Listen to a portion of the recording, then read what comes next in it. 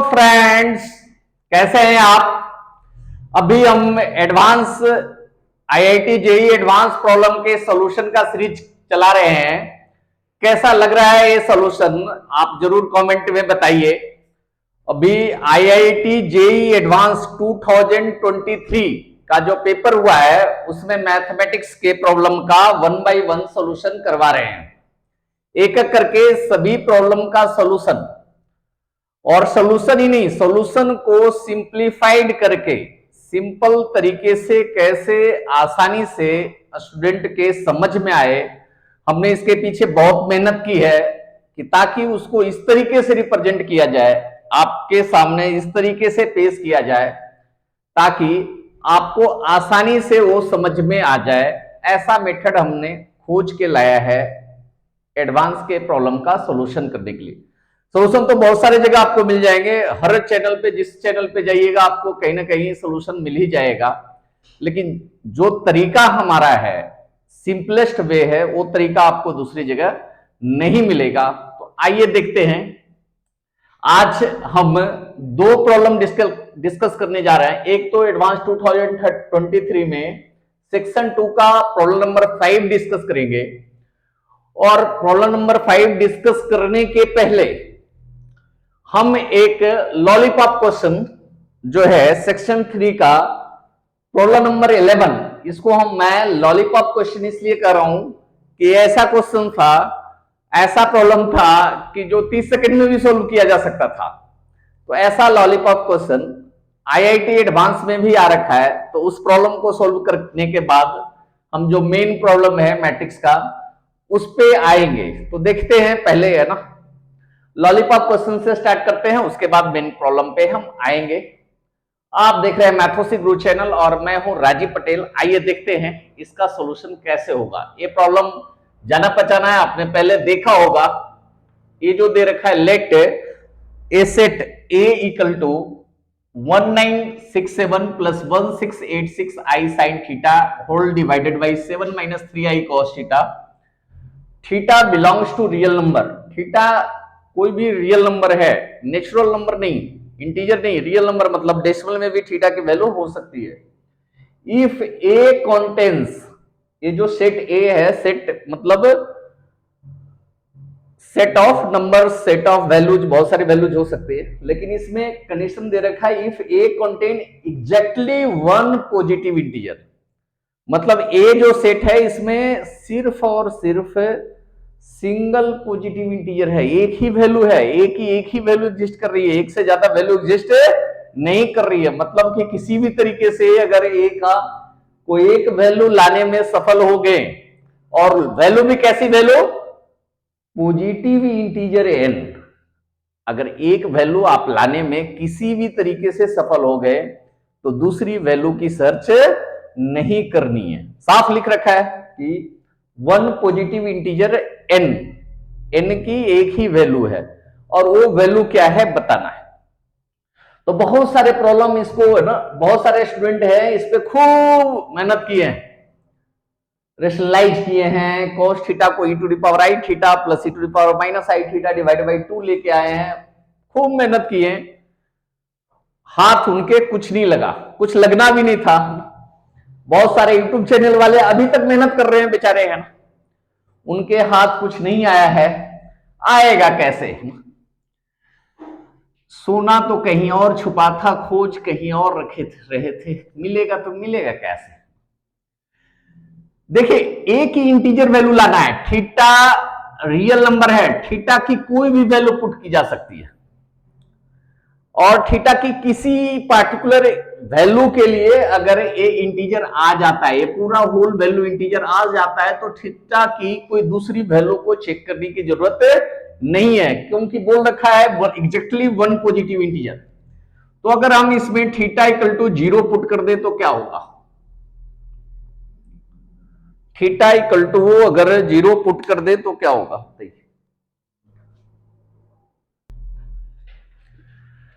Theta equal to 0 के लिए सोच तो सकते हैं, लेकिन अगर थीटा 0 पुट करेंगे तो साइन थीटा, साइन 0 0 हो जाएगा और कॉस 0 1 हो जाएगा, आई बचा रह जाएगा। तो ऐसा मत करिएगा, ऐसा मत करिएगा। देखिए कैसे इंटीजर आएगा। हम एक ऐसी वैल्यू लेट करते हैं sine theta equal to, sine theta की वैल्यू -1/2 हो जाए और कॉस थीटा की वैल्यू 1 हो जाए। मतलब sine theta upon cos theta -1/2 हो जाए, डेट इज टेन थीटा -1/2 हो जाए। थीटा जो भी वैल्यू होगी टेन इनवर्स -1/2, हमें थीटा की वैल्यू थोड़ी निकालनी है। अगर ए वाली वैल्यू यहां पुट कर दिया जाए तो ए क्या बनेगा, देखिए ए बन जाएगा 1967 plus 1686i into -1/2 divide by 7 -3i बन जाएगा। ठीक है जी। अब इसको थोड़ा सिंप्लीफाई करके लाएं तो 1967 2 से डिवाइड कर दें तो -843i divide by 7 -3i। Numerator में देखें तो 281 कॉमन है न्यूमरेटर से, 281 से डिवाइड करेंगे तो ये आएगा 7, 281 से डिवाइड करेंगे तो ये आएगा -3i divide by 7 -3i, 7 -3i, 7 -3i को काट दीजिए, कैंसिल आउट कर दीजिए, ये क्या बन जाएगा 281। तो ए की जो इंटीग्रल वैल्यू आई, वो इंटीग्रल वैल्यू आपका 281 है। हमें थीटा को घर नहीं लेके जाना है, तो n इक्वल टू आपका 281 आंसर है। तो ये लॉलीपॉप क्वेश्चन था जिसे आप 30 सेकंड में चाहें तो सोल्व कर सकते थे। लोग इसके पीछे भाग रहे हैं। पता नहीं कितने जो लाइव वीडियो वाले हैं वो आधे घंटे के घंटे रो रहे हैं, अभी उनको सोल्यूशन ना मिल रहा है भाई, है ना। तो लॉलीपॉप क्वेश्चन में भी अटके पड़े हैं। चलिए इसका सॉल्यूशन तो आपने देख लिया। अब आते हैं हम क्वेश्चन 5। बहुत ही अच्छा और प्यारा प्रॉब्लम है। इसमें भी बहुत सारे लोग फंसे हैं, इसमें भी यूट्यूब चैनल वाले तो फंसे हैं, स्टूडेंट भी फंसे हैं। थोड़ा क्या था ना कि मोर देन वन करेक्ट वाला ए ऑप्शन वाले क्वेश्चन है, तो इसमें तो सोचा जा सकता है कि इसमें तो गड़बड़ हो सकती है बच्चों के साथ। देखते हैं इस प्रॉब्लम को कैसे सोल्व करेंगे। 5 नंबर एक मैट्रिक्स गिवन है। मैट्रिक्स के लिए कंडीशन दे रखा है, मैट्रिक्स का कोई एलिमेंट aij होगा और aij के वैल्यू डायरेक्ट नहीं देकर इनडायरेक्ट रूप में दे रखा है कि aij की वैल्यू 1 होगी अगर j+1 डिविजिबल बाई i है। j+1 i से डिविजिबल होगा। अगर इसको 3/3 मैट्रिक्स लिखे तो a11, a12, a13, a21, a22, a33, 23 sorry, a31, a32, a33। अब देखिए कि कौन सा j+1 है जो i से डिविजिबल है, कौन सा j+1 है जो i से डिविजिबल है। 1 + 1 2 होता है। अरे 1 से तो सारा इंडिविजुअल होगा, तो फर्स्ट रो तो 1 ही आएगा। जहां जहां डिविजुअल होगा वहां 1 होगा, अदरवाइज 0 है ना। बाकी सारे जगह 0 डाल देंगे, बाकी सारे जगह 0 ठोक देंगे। दूसरे रो में देखिए ए है 1 जे में 1 प्लस कर दीजिए, जे में 1 प्लस कर दीजिए और देखिए आई से डिविजिबल है नहीं। 1 + 1 2, 2 से डिविजिबल है ना जी, 2 से डिविजिबल होगा तो यहां 1 डाल दीजिए। यहां 2 + 1 करेंगे, 2 + 1 करेंगे तो 3 होगा। 3 2 से डिविजिबल है, यस और नो, नो तो 0 डाल दीजिए। अगर यस जवाब आ रहा है तो 1 डाल दीजिए, नो जवाब आ रहा है तो 0 डाल दीजिए। 3 + 1 4 होता है, 4 2 से डिविजिबल है, यस 2 डिविजिबल है तो ये 1 होगा। 1 + 2 1 + 1 2 2 3 से डिविजिबल नहीं है। 2 + 1 3 3 3 से डिविजिबल है, 1 आएगा। 3 + 1 4 3 से डिविजिबल नहीं है, 0 आएगा। तो मैट्रिक्स M तो हमारा मिल गया, मैट्रिक्स M हमारा मिल गया। एक स्टेज इस प्रॉब्लम का पूरा हो गया, पहली सीढ़ी हमने चढ़ ली। पहली सीढ़ी बहुत सारे बच्चे तो इसी में फंस गए थे कि मैट्रिक्स एम ही नहीं ला पाए थे, एम लाने में ही कुछ गड़बड़ कर दिए थे, तो उनका तो गया बंटाधार पहले ही हो गया। अब बंटाधार पहले ही हो गया तो आगे क्या करेंगे? अब इसके ऑप्शंस पे आते हैं कि चूंकि मल्टी करेक्ट ऑप्शन है तो हर ऑप्शन को आपको चेक करना पड़ेगा। अब एम इज इन्वर्टेबल है ना, पहला चेक करना है एम इज इन्वर्टेबल। कोई मैट्रिक्स इन्वर्टेबल कब होता है? जब उसका डिटरमिनेंट जीरो ना हो, नॉन सिंगुलर मैट्रिक्स हो। जैसे ए इनवर्स इक्वल टू होता है 1 / determinant of A into adjoint of A. अब सोचिए किसी का डिटरमिनेंट अगर जीरो होगा तो 1/0 अनडिफाइंड, ए इनवर्स क्या हो जाएगा? अनडिफाइंड हो जाएगा। इसका मतलब उसका इनवर्स एग्जिस्ट नहीं करेगा। हम क्या बोलेंगे कि मैट्रिक्स इन्वर्टेबल नहीं है। तो हम इसका डिटरमिनेंट चेक करेंगे। अगर डिटरमिनेंट जीरो आ गया तो इन्वर्टेबल नहीं होगा, डिटरमिनेंट नॉन जीरो आ गया तो इन्वर्टेबल होगा। तो आइए श्रीमान एम का डिटरमिनेंट फाइंड करते हैं। एम का डिटरमिनेंट फाइंड करते हैं। डिटरमिनेंट किसी भी रो या कॉलम के कोरस्पॉन्डिंग स्पेंड करके निकाला जा सकता है। तो सबसे सस्ता कौन सा है? Third row. थर्ड रो के कोरस्पॉन्डिंग, इसके कोरस्पॉन्डिंग तो जीरो ही है, इसके कोरस्पॉन्डिंग जीरो ही है, तो दो तो हम ऐसे ही बच गए। इस वन के कोरस्पॉन्डिंग निकालते हैं, डिटरमिनेंट 1 इंटू इसका रो और कॉलम हाइड कर दीजिए, इवन डेट -1 इंटू होगा, ये इन चारों पे है ना, i प्लस जे की वैल्यू ऑड है तो -1 इंटू 1 इंटू 1 क्या होगा? 1 इंटू 1 -1 इंटू 1, ए रो ए कॉलम और ए रो हाइड कर दिया है। 1 इंटू 1 -1 इंटू 1 क्या आया? जीरो आ गया। जीरो आ गया का मतलब M is non invertible. M is non invertible. Determinant of M zero है, इसका मतलब एम इन्वर्टेबल नहीं हो। क्या बोला था भाई? M is invertible. क्या बोला था? एम इन्वर्टेबल है। गलत बोला है भाई, काट दो इसे। ए ऑप्शन करेक्ट नहीं है, इसने इन्वर्टेबल बोल रखा है और इसका डिटरमिनेंट जीरो है, तो गलत बोल रहा है भाई। एम जो आया था उसको बचा कर रखेंगे भाई, एम का बहुत काम आना है अभी, है ना। अगला क्या चेक करें? डी ऑप्शन चेक कर लेते हैं, लगे हाथ। m-2i इज इन्वर्टेबल चेक करना है। डी ऑप्शन में m-2i को इन्वर्टेबल चेक करना है। अभी तरीका हमने सीखा उस तरीके से पहले m-2i को इन्वर्टेबल देख लेते हैं, फिर आगे चेक करेंगे। m-2i कितना होगा? m को दोबारा लिखें यहीं पे, 1 1 1 1 0 1 0 1 0 -2 इंटू आई होता है 1 0 0 0 1 0 0 0 1। 2 से मल्टीप्लाई करेंगे तो सारे एलिमेंट 2 से मल्टीप्लाई हो जाएंगे, तो ये 2 2 2 बन जाएगा। ठीक है, एम हमने लिख लिया है, इसको मिटा सकते हैं। एम की तो जरूरत हर बार पड़नी है। माइनस करके देखिए तो क्या आएगा? 1 - 2 -1, बाकी तो 0 1 - 0 0 1 - 0 0 1 - 0 0 1 - 0 1 सॉरी 0 - 2 -2 1 - 0 1 0 - 0 0 1 - 0 1 0 - 2 -2। ए डिटरमिनेंट, ए मैट्रिक्स आया। इसका डिटरमिनेंट फाइंड करिए और डिटरमिनेंट फाइंड करके बताइए कि ये जीरो आएगा या नहीं आएगा। रो ऑपरेशन वगैरह कर सकते हैं या कैलकुलेट ही कर लीजिए ना, क्या दिक्कत है? डायरेक्ट ही मैं कैलकुलेट करता हूं ऊपर से ही।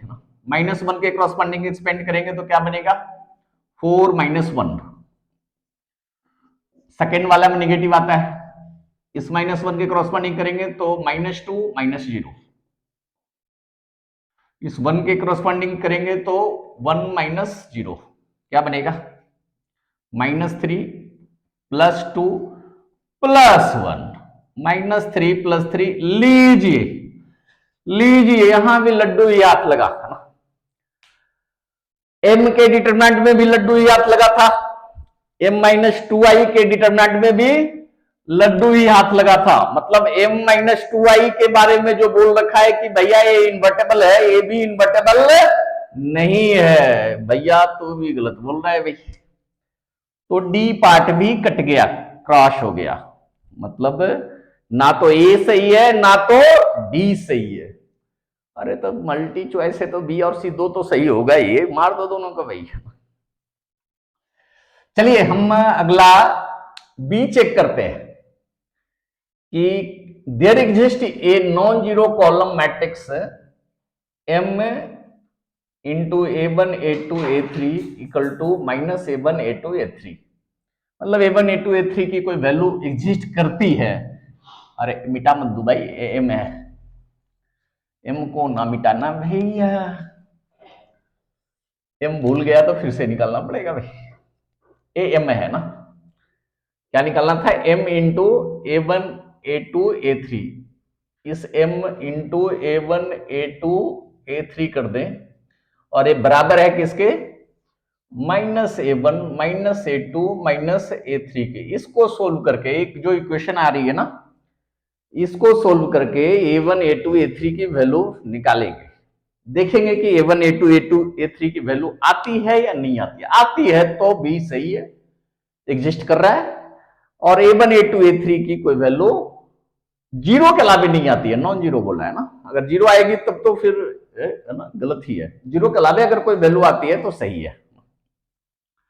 क्या आएगी देखते हैं, मल्टीप्लाई कर दीजिए। फर्स्ट रो को फर्स्ट कॉलम से मल्टीप्लाई करेंगे तो A1 plus A2 plus A3 equal to minus A1। Second row को कॉलम से मल्टीप्लाई करेंगे तो A1 plus A3 equal to minus A2।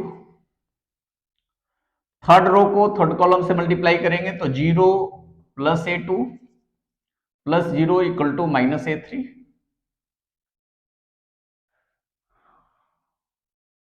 Equation number 1, equation number 2 को भी थोड़ा ठीक ठाक करके लिखते हैं। A2 को लेफ्ट साइड लेके चले जाते हैं, A1 plus A2 plus A3 equal to 0।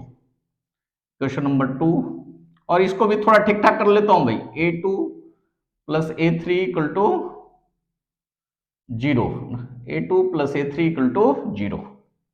ठीक है, question number 3।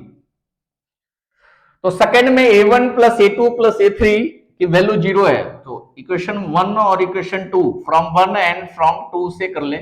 A1 plus A2 plus A3, left side तो सेम है तो राइट साइड भी सेम होगा। माइनस A1 इक्वल टू 0, यहां से A1 की वैल्यू 0 आ गई। A1 की वैल्यू क्या आ गई, 0 आ गई। और A1 अगर 0 पुट कर दें, इसमें 0 पुट करें या इसमें 0 करें, आइदर 1 में 0 पुट करें और 2 में 0 पुट करें, तो क्या वैल्यू आएगी, A2 प्लस A3 की वैल्यू 0 आएगी। यहां भी पुट करेंगे तो A2 प्लस A3 की वैल्यू 0 आएगी। ठीक है, फोर्थ नंबर क्वेश्चन। तो इक्वेशन 1 में पुट करें या इक्वेशन 2 में, A1 की वैल्यू 0 पुट करेंगे तो A3 हमारा A2 प्लस A3 0 आएगा।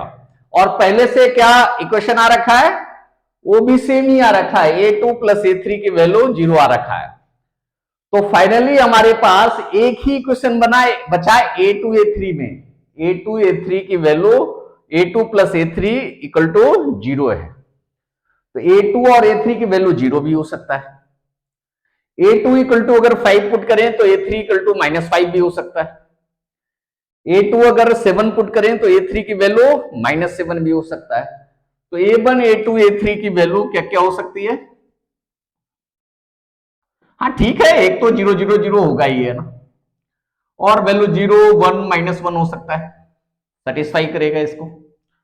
0 2 माइनस 2 हो सकता है। ऐसे बहुत सारे अनगिनत इनफाइनाइट नंबर ऑफ वैल्यू हो सकते हैं जहां जो A2 plus A3 equal to 0 को सेटिस्फाई करता है। मतलब जहां पे A2 equal to minus A3 है, वो सारे वैल्यू इस इक्वेशन को सेटिस्फाई करेंगे। तो ऑप्शन बी में बोला था कि क्या यहां कोई नॉन जीरो वैल्यू एग्जिस्ट कर रही है क्या, हाँ तो जीरो के अलावे तो वैल्यू एग्जिस्ट कर रही है। 0 1 माइनस 1, 0 2 माइनस 2, 0 माइनस 2 2, ये सारी वैल्यू एग्जिस्ट कर रही है A1 A2 A3 की। तो बी ऑप्शन क्या है, करेक्ट है। बी ऑप्शन आपका करेक्ट है, non zero value A1 A2 A3 की एग्जिस्ट कर रही है। तो चलिए डी और ए तो हम हटा चुके हैं और बी को एक्सेप्ट कर चुके हैं। अब बचा सी, ऐसा ऑप्शन जिसको सबसे पहले लोग ट्राई किए थे और हमारा करना था इसको ट्राई सबसे लास्ट में करना चाहिए था। लास्ट में क्यों करना चाहिए था, आते हैं इस बात पे। दे रखा है, ये थोड़ा वैल्यू भी इस तरीके से दे रखा है कि बच्चे तो ऐसे कंफ्यूज करके मर जाए भैया। x belongs to R Q, X एक मैट्रिक्स है, वो आर क्यू से बिलोंग कर रहा है, मतलब उसमें 3 एलिमेंट है, A1 A2 A3 है। आर क्यू से बिलोंग कर रहा है का मतलब एक कॉलम मैट्रिक्स है जिसके 3 एलिमेंट है। अभी 3 एलिमेंट वाले मैट्रिक्स पढ़े ना भाई, A1 A2 A3, और mx की वैल्यू 0 है। mx इक्वल टू क्या है, 0 है। तो ऐसा हो सकता है क्या कि ये x की वैल्यू 0 ना हो और mx की वैल्यू 0 हो, ऐसा हो सकता है। 0 का मतलब यहां बता रखा है, 0 का मतलब 0 0 0, A1 A2 A3 तीनों 0 हो, ऐसा पॉसिबल हो सकता है क्या कि राइट साइड 0 हो, ए वाली A1 ए वाली जो वैल्यू लिया ना हमने, ए 0 0 0 हो, और क्या हो A1 A2 A3 0 ना हो। तो जिस तरीके से अभी सोल्व किया था उसी तरीके से फिर दोबारा सोल्व कर दें। A1 A2 A3 की वैल्यू नॉन जीरो आती है क्या, देखिए A1 A2 A3 की वैल्यू नॉन जीरो वैल्यू आती है क्या, मल्टीप्लाई करते तो सेम ही आएगा भाई, A1 प्लस A2 प्लस, इसलिए मैंने बोला था कि ये क्वेश्चन लास्ट में करना था ना। अभी मल्टीप्लाई करके लाया है, this equal to 0, A1 plus A3 equal to 0 और A2 इक्वल टू 0, ठीक है। अगर है ना, ये बोला है कि x की जो वैल्यू है नॉन जीरो वैल्यू है, x की नॉन जीरो वैल्यू के लिए mx इक्वल टू 0 पॉसिबल है, mx equal to 0, M matrix है, x मैट्रिक्स है, इक्वल टू 0 है possible for x not equal to 0 के लिए। तो चेक करके देखते हैं A1 A2 A3 non zero हो सकता है क्या। तो यहां तो A2 तो पहले ही 0 आ चुका है हमारा श्रीमान, A2 0 पुट करेंगे तो पहले वाले में तो क्या होगा, A1 plus A3 equal to 0, और ए भी इक्वेशन है A1 plus A3 equal to 0, और यहां भी A1 plus A3 equal to 0। अभी प्रीवियस वाला ही केस आ गया, दोनों मिला के सेम इक्वेशन बन गया, मतलब A1 की वैल्यू 2 पुट करें तो A3 की वैल्यू -2 हो सकती है, मतलब A1 इक्वल टू -A3 को सेटिस्फाई करने वाले सारे वैल्यू, कोई भी वैल्यू ऐसा पुट करेंगे तो m इंटू एक्स की वैल्यू 0 होगी। आप हाथ कंगन को आरसी क्या, पढ़े लिखे को फारसी क्या, A1 A3 की बात कर रही है ना भाई। तो ये देखिए मैट्रिक्स 1 1 1 1 0 1 0 1 0, एक मैट्रिक्स लीजिए 2 0 -2 ले लीजिए, मल्टीप्लाई करके देखिए क्या आता है। फर्स्ट रो को फर्स्ट कॉलम से मल्टीप्लाई करेंगे, क्या आएगा, 2 into 1 plus 1 into 0 plus 1 into -2। Second row को मल्टीप्लाई करेंगे तो क्या आएगा, 2 into 1 plus 0 into 0 plus 1 into -2। Third column को हम मल्टीप्लाई करेंगे तो क्या आएगा, 0 into 2 plus 1 into 0 plus 0 into -2। ये हमारा कितना बनेगा, 2 प्लस 0 -2, ये बनेगा 2 प्लस 0 -2, और ये बनेगा 0 प्लस 0 प्लस 0, 2 -2 0 हो गया, 2 -2 0 हो गया, 0 प्लस 0 प्लस 0 0।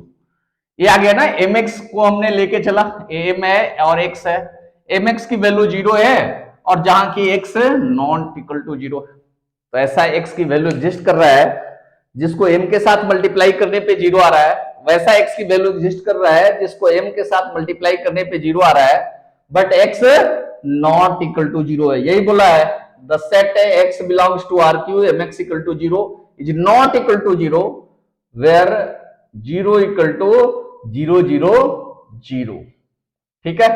तो सी ऑप्शन भी क्या है, करेक्ट है। तो ऑप्शन बी भी करेक्ट है, ऑप्शन सी भी करेक्ट है। अरे होशियार बच्चे तो ऐसे पहले ही ठीक कर लिए थे, ए और डी गलत है तो बी और सी तो सही होगा ही, मल्टी करेक्ट है तो पहले ही सही कर लिए थे। जो होशियार होते हैं वो ऐसे ही निकाल लेते हैं आईआईटी, उनको मेहनत करने की जरूरत नहीं पड़ती है, तो होशियार बनिए।